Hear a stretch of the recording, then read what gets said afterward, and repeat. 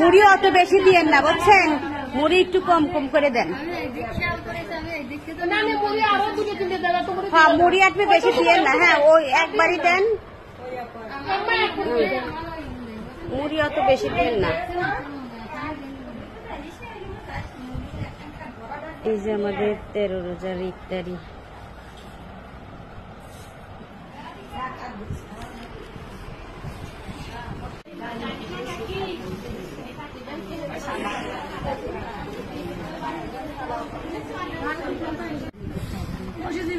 এই যে নামাজের পর এখন খানা হচ্ছে, মুড়িঘণ্ট দিয়ে